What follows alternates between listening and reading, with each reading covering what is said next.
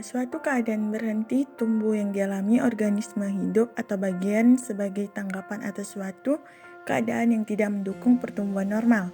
Dengan demikian, dormansi merupakan suatu reaksi atas keadaan fisik atau lingkungan tertentu. Selama penyinaran, benih-benih dalam keadaan dormansi atau tidur dan perlu dilakukan perlakuan sebelum dikecambahkan.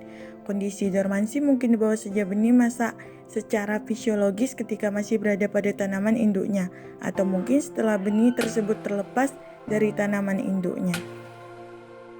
Adapun tujuan dari praktikum ini, yang pertama mengukur kecepatan perkecambahan dan kesanggupan perkecambahan. Kedua, melihat pengaruh cahaya terhadap perkecambahan.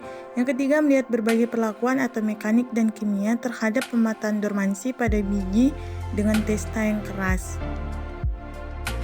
Alat dan bahan yang digunakan yang pertama kap plastik, kertas hisap atau kapas, dan air, biji cabai atau capsicum annuum 200 butir.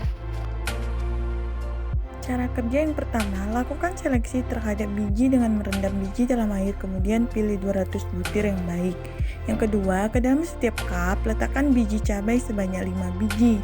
Yang ketiga, letakkan cup ke-1 dan 2 di tempat gelap dan cup 3 dan 4 di tempat terang. Yang keempat, lakukan pengamatan terhadap jumlah biji yang berkecambah selama 1 minggu di kedua tempat.